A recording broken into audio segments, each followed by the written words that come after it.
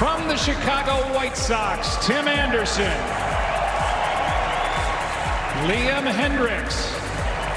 This is Chicago White Sox closer Liam Hendriks in the 2021 All-Star Game. While you may remember Hendriks being mic'd up and cursing on live TV, God damn it! what you may not remember is this pitch against Ozzie Albies. Other than the fact that this pitch should have been a strike, what makes this pitch so significant? Well, this pitch was a knuckleball, a pitch that Pitching Ninja dared him to throw. StatCast classified this pitch as a knuckleball, but with a spin rate over 3,400 RPM, or rotations per minute. Spin rate represents the amount of spin on a baseball after it's released, and the amount of spin changes its trajectory, which is why two different 95 miles per hour fastballs with differing spin rates will travel differently. A 3,400 RPM pitch doesn't get thrown very often, and it usually looks something like this. In actuality, this knuckleball had a spin rate around 400 RPM. Still, if you weren't paying attention, you'd think this was the only knuckleball thrown in 2021.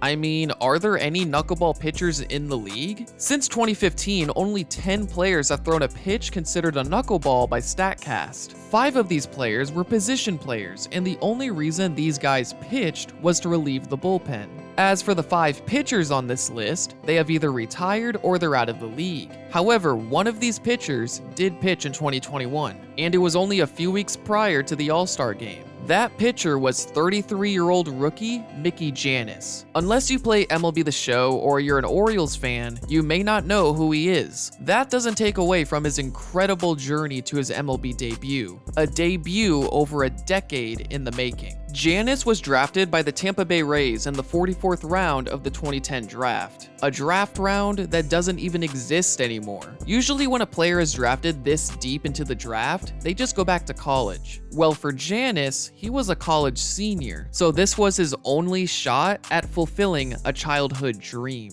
Unfortunately, this was going to be quite the uphill battle. According to a 2019 Baseball America article, the drop-off in the amount of players who make the big leagues after round 1 is pretty drastic. Despite this, Jannis performed well in his first 2 years of professional baseball. He was succeeding in every way you can think of, as a starter, reliever, and even closer. At the time, Jannis was focusing on his slider-sinker combo, leaving his unused knuckleball on the back burner. Although, before the end of his second season in 2011, Jannis showcased his knuckleball to his manager, Jared Sandberg, who believed the pitch was good enough to try in games. Unfortunately, Jannis wasn't given the right game situation to try out the pitch, but he ended the year on a positive note and was ready for another offseason. However, Jannis was a 23-year-old in low A ball, nearly 2 years older than the league's average age. While he was slowly improving, the Rays didn't have a spot for Jannis, leading to his release after the 2011 season.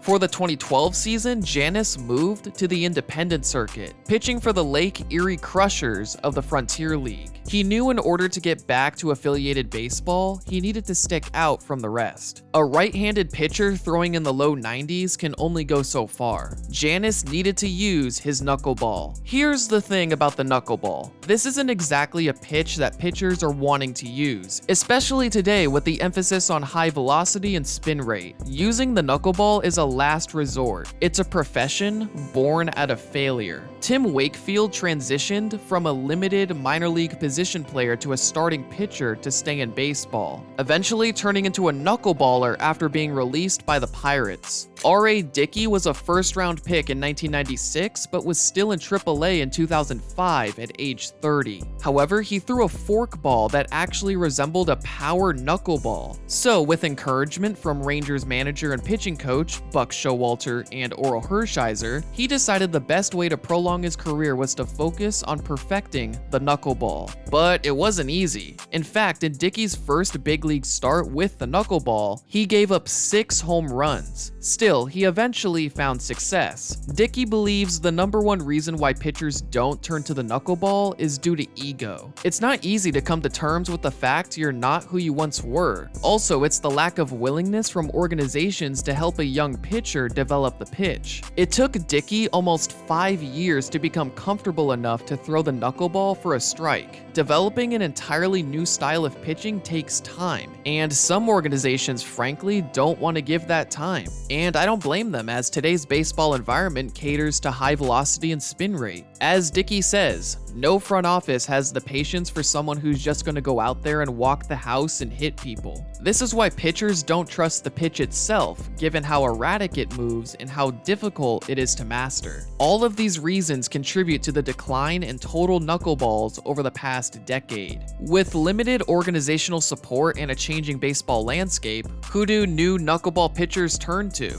Well, they turn to each other. The knuckleballers of the past actively talk with the new pitchers. Even then, every knuckleball is different. But really, I mean, even people who reach out to me asking like, hey, how do you throw the knuckleball? And it's really hard to just like go out and coach it or just like tell them like, hey, this is what works for me, you know, without like seeing them throw it or without having any like trial and error. Cause it's really a feel pitch. And for me, like, you know, what works one day might not work the next day sometimes, you know, but it's just trying to get that consistent delivery down for me all the time. Luckily, Dickey and Wakefield found organizations willing to work with them. Jannis may not have been in a major league organization, but at 24 years old, Jannis had lots of baseball left in him. At first, Jannis struggled with his command, but over time, he gained confidence, having a successful 2012 campaign in the process. Fun fact, when Jannis was in spring training in 2013 for his second season with the Crushers, he was traded to the Bridgeport Bluefish for a player to be named later. After 10 games, he was traded back to the Crushers as the player to be named later in the initial trade. Jannis was literally traded for himself. Fortunately, he continued his success with the Crushers for the next couple seasons, eventually signing with the Southern Maryland Blue Crabs of the Atlantic League in mid-2014, which allowed him to face older and better competition.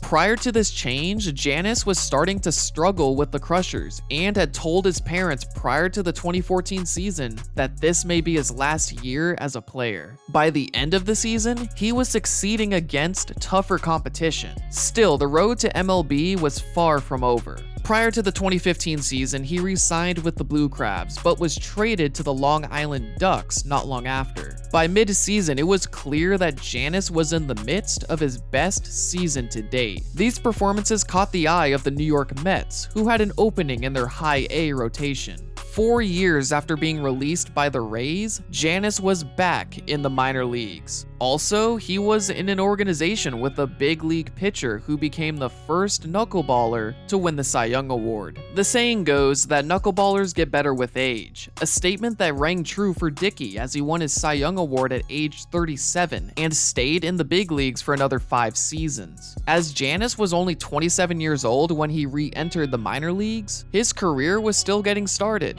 However, his tenure in the organization wasn't without its problems. In 2016, the pitching coordinator Jannis worked with had tried to mold him into another R.A. Dickey, which didn't suit Jannis's strengths. Eventually, he found something that worked for him, but after a couple more up and down seasons, Jannis left the Mets organization after the 2019 season. Fortunately, before the 2020 season, Jannis signed a minor league contract with the Orioles. While the pandemic caused the cancellation of the 2020 minor league season, he stayed in the organization for the 2021 season, particularly with the AAA team, the Norfolk Tides. Jannis started off the season well. In fact, it was his best start to a season in years. And it wasn't long before Jannis received a call from Tides manager Gary Kendall. He called and he just said, hey, I really wish I could make this talk in person, but it's one of the best phone calls I've ever had to make. And just letting you know that the Orioles have purchased your contract and you're going to be heading to Baltimore here today.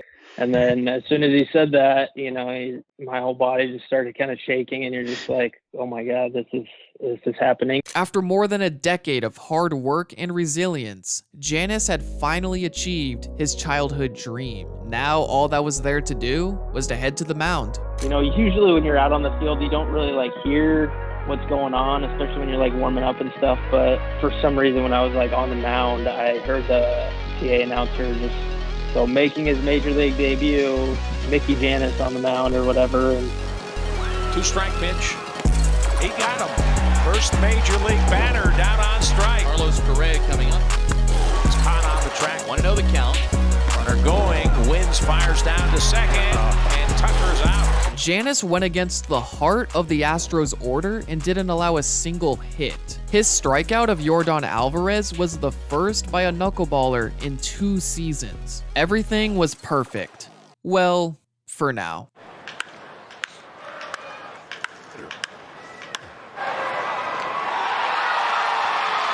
It's out of here. I think it's out of here. Yep.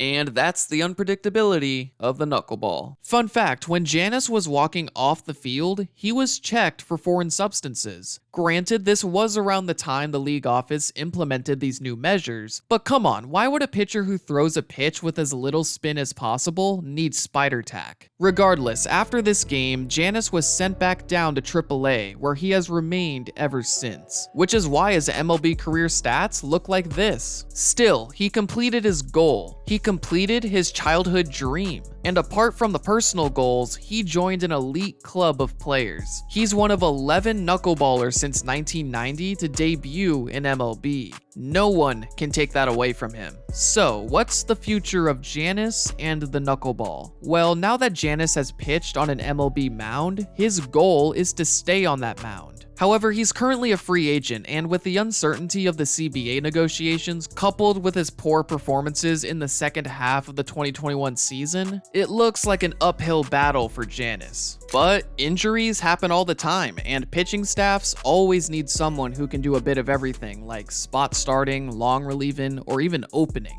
Not only do knuckleballers have the longevity factor, but they can pitch multiple days of the week with little worry. Also, as a batter, facing a knuckleballer is going to be tougher when you're facing 100 miles per hour pitches all the time. But don't take my word for it. This is what R.A. Dickey said in a recent interview. Still, the art of the knuckleball takes a long time to master. And with knuckleballers usually not learning the pitch until they have already left college, it's no wonder why baseball is leaving the knuckleball as a relic of the past. However, that doesn't mean there aren't any pitchers trying it out. San Diego Padres prospect Matt Waldron has a knuckleball that is considered an 80 grade pitch by Baseball America. Getting an 80 grade on any tool or pitch is impressive, but I can't say I've seen an 80 grade knuckleball. Waldron has struggled a bit, but if the Padres put their belief in him, it could really pay off. I will be rooting for Waldron as a Padres fan, but I'll also be rooting for Jannis as a baseball fan. Maybe this one appearance against the Astros will be the only big league appearance of his career, but with all the knowledge he has gained through his journey to MLB, Jannis has a lot to offer to a young pitcher, especially a knuckleballer. So even if Jannis's journey as a player is complete, I'm sure he'll be a part of someone else's journey, just like the pitchers of the past did for him.